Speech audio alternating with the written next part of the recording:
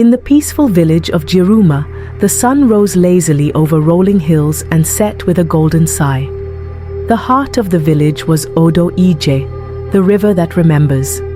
Its waters were clear and mysterious, known to hold secrets and memories. Elders often warned, the river knows, and it never forgets. Mama Nkechi walks through the bustling village square with graceful confidence. Her vibrant yellow head wrap, adorned with intricate green tribal patterns, glows under the morning sun. Coral beads rest against her dark brown skin, each bead telling a silent story of family heritage. She balances a woven basket on her head with ease, her strong hands swinging by her side as she exchanges greetings with neighbors. In the background, clay huts with white and ochre motifs stand in neat rows while chickens cluck and scatter across the dusty ground. Obinna stands at the riverbank, his feet sinking slightly into the cool, damp sand. His dark skin glistens with beads of sweat, and his short hair is damp from the morning's heat.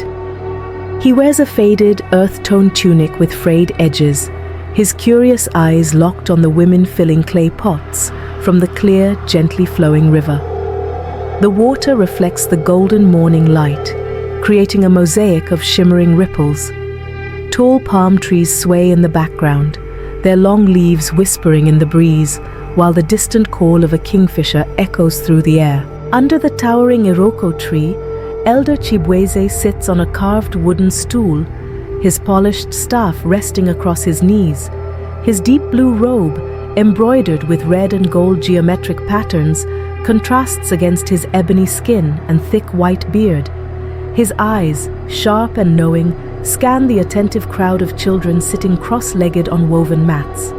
The tree's wide branches provide shade, while the sun filters through the leaves, creating a pattern of light and shadow on the ground. Behind him, smoke rises from a distant cooking fire, blending with the rich scent of roasted yams. As dusk settles, Mama Nkechi sits beside a crackling fire, her voice carrying the weight of ancient tales. The firelight dances across her face, highlighting the lines etched from years of laughter and wisdom. Children sit in a half circle, eyes wide with curiosity. The flames crackle and pop, casting long, flickering shadows on the clay walls of the nearby huts. The air is thick with the aroma of burning wood and grilled plantains, and the distant hum of crickets serves as the evening's background melody. Obinna moves cautiously through the forest, his heart pounding in his chest. The moonlight filters through the thick canopy above, painting silver streaks across the narrow path. His bare feet step lightly over fallen leaves, and his breath is shallow as he watches the distant figure ahead. The figure glides through the trees, wrapped in a dark, flowing cloth that blends with the shadows. Twisted roots, damp earth, and the faint scent of wild jasmine surround him, while somewhere nearby, an owl hoots in the darkness. The village square buzzes with life under the blazing midday sun. Women in brightly patterned wrappers arrange yams, cocoyams, and ripe plantains on woven mats. Their laughter mixes with the bargaining calls of traders. Children dart between stalls, their dusty feet kicking up reddish-brown earth. In the background, clay huts with thatched roofs line the perimeter, their walls painted with symbols of prosperity and unity. Smoke spirals from a food stall where fish sizzles on an open flame, releasing an aroma that draws villagers to the shaded seating area beneath the ancient Iroko tree. The riverbank glows beneath the soft light of the rising sun. The water, still and reflective, mirrors the sky's pastel hues of orange, pink, and lavender.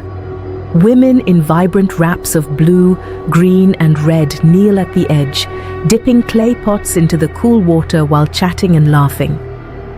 A young boy skips stones across the surface, sending ripples that distort the reflection of the surrounding palm trees. The river hums softly as birds flutter from the branches above, their calls harmonizing with the occasional splash of a falling fruit.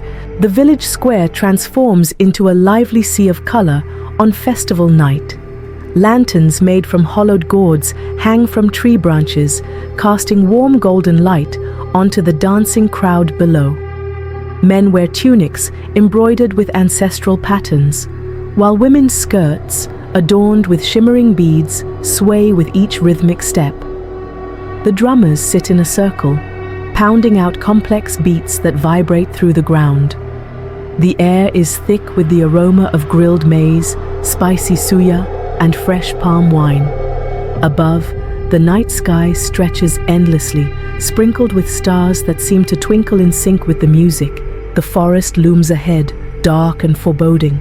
Towering trees with twisted roots stand like silent guardians.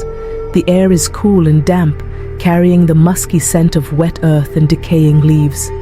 Vines dangle from the branches like thick ropes, and mushrooms glow faintly at the base of moss-covered trunks. Obina's steps are measured as he moves forward, following the faint trail of footprints left by the mysterious figure. A sudden rustle from the undergrowth freezes him in place, and his eyes search the shadows for signs of movement. The elders gather beneath the sprawling branches of the Iroko tree. They sit on carved stools, arranged in a circle, each elder wrapped in robes adorned with distinct family symbols. Elder Chibweze, seated in the center, grips his staff as he speaks with measured authority. The sun is high, casting dappled light through the leaves. Young men stand in the background, arms crossed, listening intently.